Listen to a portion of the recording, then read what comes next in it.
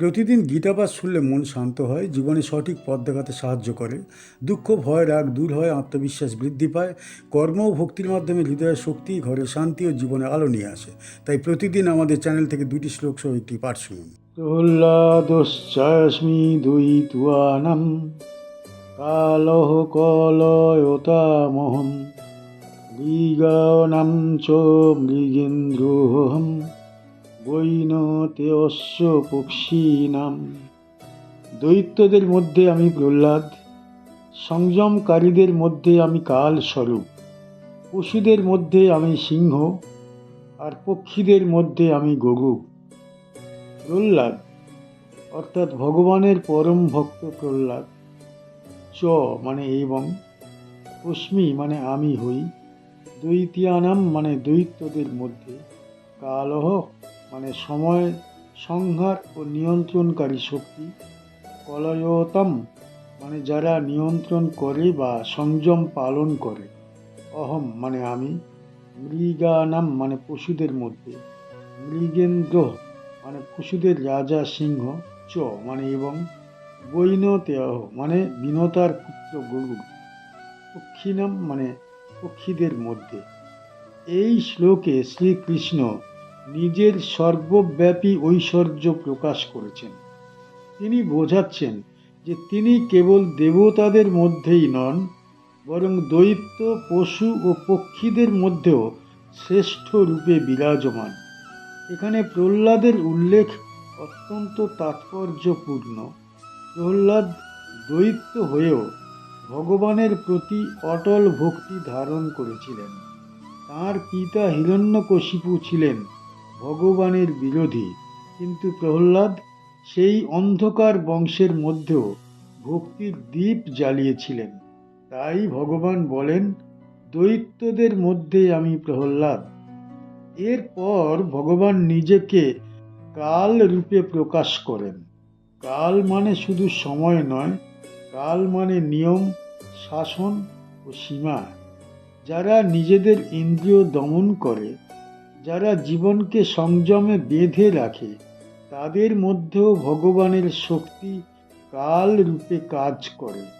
কাল কাউকে পক্ষপাত করে না, রাজা ও ভিখারি সকলেই তাঁর অধীন। পশুদের মধ্যে সিংহকে শ্রেষ্ঠ বলা হয়েছে, কারণ সিংহ শক্তি, সাহস ও রাজত্বের প্রতীক। সিংহ অহেতুক আক্রমণ করে না, আবার ভয়ও পায় না। এই গুণগুলি ভগবানের রাজসিক শক্তির প্রকাশ। পক্ষীদের মধ্যে গরুড়কে শ্রেষ্ঠ বলা হয়েছে, কারণ তিনি বিষ্ণুর বাহন। গরুড় ভয়হীন, তেজস্বী ও ধর্মরক্ষক। গরুড় নাগদের দমন করেন, অশুভ শক্তির বিনাশ করেন। তাই পক্ষীকুলে ভগবান গরুড় রূপে প্রকাশিত। এই শ্লোকের গভীরে এক মহাসত্য লুকিয়ে আছে। ভগবান কেবল মন্দিরে নন, তিনি সর্বত্র। যে যেখানেই শ্রেষ্ঠ গুণ ধারণ করেন, সেই গুণের মধ্যেই ভগবান প্রকাশিত। এই শ্লোকটি ভগবদ গীতার বিভূতি যোগ অধ্যায়ের অন্তর্গত। এই অধ্যায়ে অর্জুন ভগবানের ঐশ্বর্য জানতে আগ্রহ প্রকাশ করেন।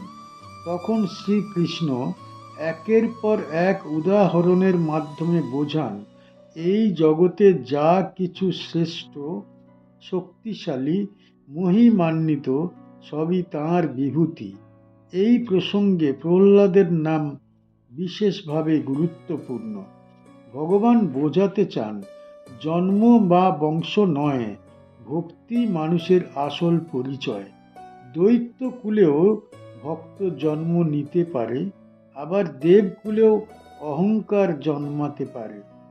এই শ্লোক মানুষকে শেখায় যে শক্তি যদি ভক্তির সঙ্গে যুক্ত হয়, তবে তা কল্যাণকর হয়। সিংহের শক্তি যেমন রাজত্ব রক্ষা করে, তেমনি কাল সময়কে নিয়মে বেঁধে রাখে। গরুর যেমন ভগবানের সেবা করে, তেমনি ভক্তকেও ভগবানের বাহক হতে হয়। এই শ্লোক আমাদের দৃষ্টিভঙ্গি শুদ্ধ করে। আমরা যেন কেবল বাহ্যিক পরিচয়ে কাউকে বিচার না করি। যেখানে সত্য, সাহস, সংযম ও ভক্তি আছে, সেখানেই ভগবানের প্রকাশ। কি শিখতে পারি এই শ্লোক থেকে? এই শ্লোক থেকে আমরা জীবনের জন্য গুরুত্বপূর্ণ শিক্ষা পাই। ভগবান দৈত্যদের মধ্যে প্রহ্লাদের কথা উল্লেখ করে বোঝান, জন্ম, বংশ বা বাহ্যিক পরিচয় নয়, ভক্তিই মানুষের প্রকৃত পরিচয়। প্রহ্লাদ জন্মসূত্রে অসুর হলেও তার অন্তরে ভগবানের প্রতি অটল বিশ্বাস ছিল। এ থেকে বোঝা যায়, প্রতিকূল পরিস্থিতিতেও সত্য, ধর্ম ও ভক্তিতে স্থির থাকলে মানুষ প্রকৃত শ্রেষ্ঠত্ব অর্জন করতে পারে।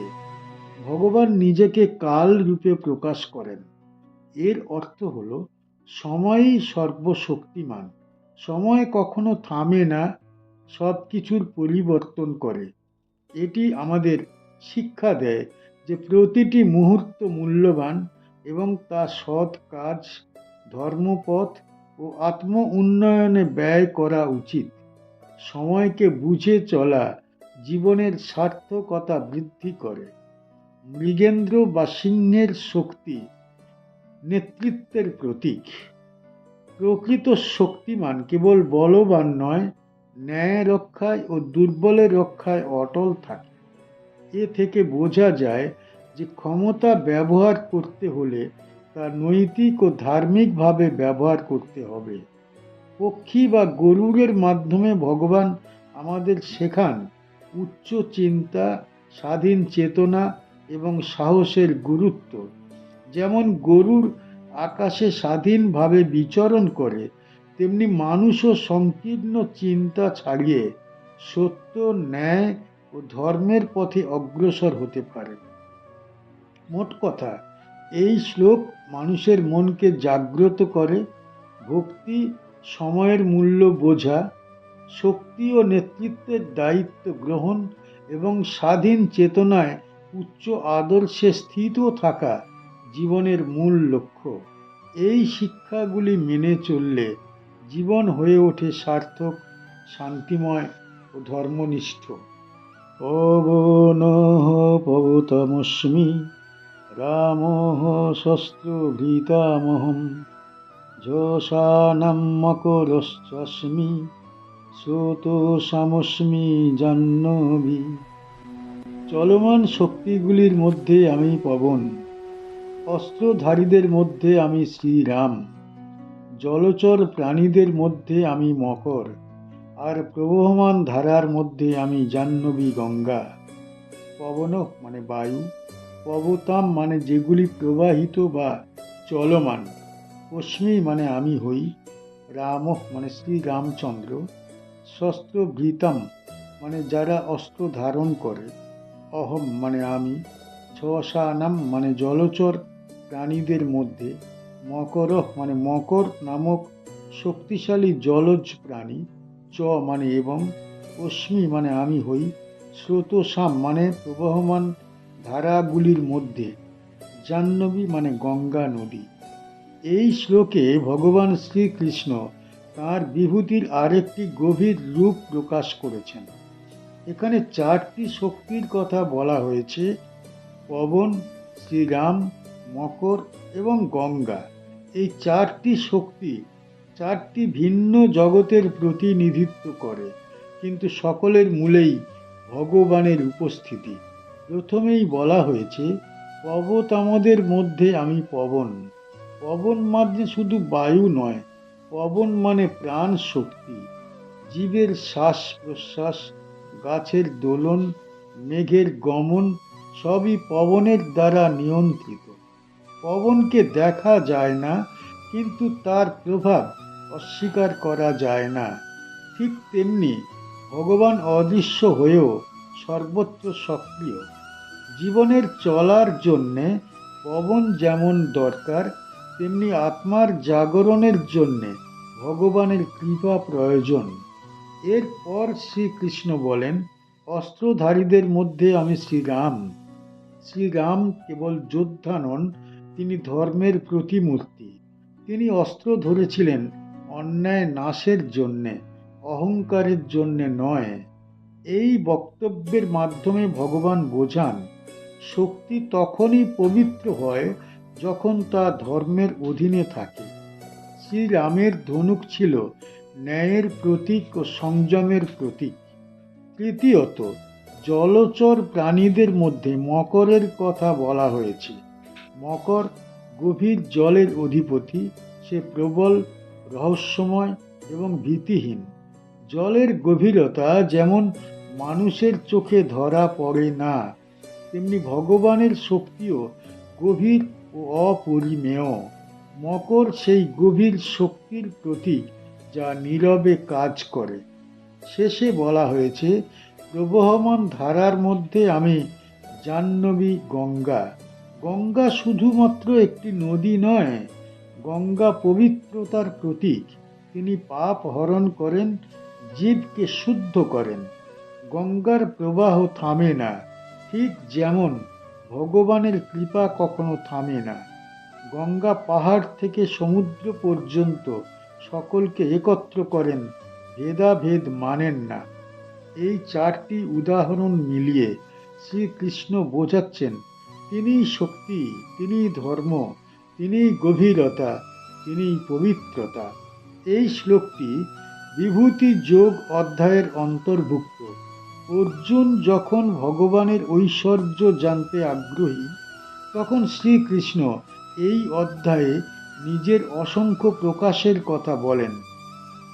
এই শ্লোকের প্রসঙ্গে বিশেষভাবে বোঝা যায়, ভগবান কেবল আকাশে বা মন্দিরে নন, তিনি প্রকৃতি ও ইতিহাসের মধ্যেও বিরাজমান।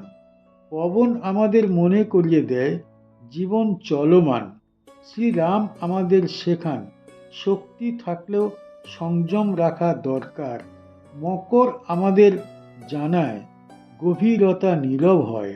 গঙ্গা আমাদের বলে পবিত্রতা সকলের জন্য উন্মুক্ত। এই শ্লোক মানব জীবনের জন্য একটি দিশা। মানুষ যেন কেবল বাহ্যিক শক্তিতে গর্ববোধ না করে, তার দরকার আত্মশুদ্ধি, ধর্মাচরণ এবং ভগবানের স্মরণ। গঙ্গার মতো প্রবাহমান হয়ে জীবনের সব বাধা অতিক্রম করতে হয়। পবনের মতো সকলকে প্রাণ দিতে হয়। শ্রীরামের মতো ন্যায় স্থিত থাকতে হয়। এই শ্লোক আমাদের শেখায়, যেখানে কল্যাণ, ধর্ম, প্রবাহ ও প্রাণ শক্তি আছে, সেখানেই ভগবান প্রকাশিত। এই উপলব্ধি গীতার আসল বাণী। এই শ্লোক থেকে আমরা কি শিখতে পারি?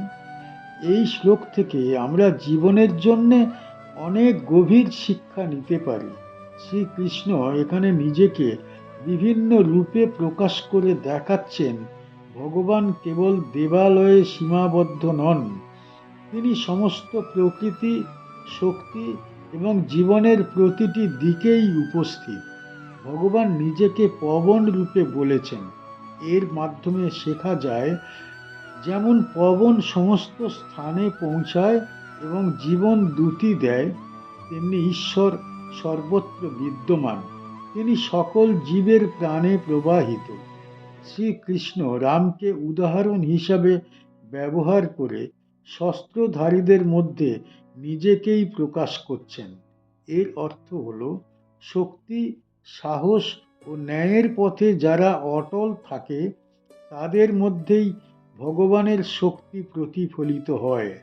শ্মশান বা সমুদ্রের মধ্যে নিজেকে যুক্ত করে তিনি আমাদের শেখান, যেমন সমুদ্র সমস্ত নদী, জল ও স্রোত ধারণ করে, তেমনি ভগবান জীবনের সমস্ত দিককে ধারণ করেন। মকর বা জলচর প্রাণীদের সঙ্গে নিজের পরিচয় দিয়ে বোঝানো হয়েছে, ভগবান সকল জীবের সঙ্গে সম্পর্কিত এবং যার মধ্য দিয়ে জীবন ও প্রকৃতির চক্র চলতে থাকে। স্রোতস্বাম বা নদীর ধারা হিসাবে জাহ্নবী বা গঙ্গার সঙ্গে যুক্ত হয়ে ভগবান দেখান, তিনি সর্বদা প্রবহমান। জীবনের নিয়ম ও কল্যাণে তিনি অবিরত কাজ করেন। সার কথা, এই শ্লোক শেখায় ভগবান সর্বত্র, সর্বদা, সর্বপ্রাণে বিদ্যমান। প্রকৃতি, শক্তি, স্রোত, সাহস ও ন্যায় সব কিছুর মধ্যেই তাঁর উপস্থিতি উপলব্ধি করা যায়।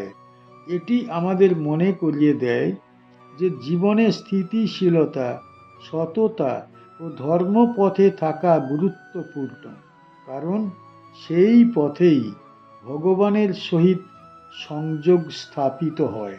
আমাদের চ্যানেলের গীতা পাঠ কেমন হয়েছে, ব্যাখ্যা কেমন হয়েছে, আপনার কেমন লেগেছে কমেন্ট বক্সে অবশ্যই জানাবেন, এবং প্রতিনিয়ত গীতা পাঠ শোনার জন্য চ্যানেলটা অবশ্যই সাবস্ক্রাইব করে রাখুন। দেখা হচ্ছে পরের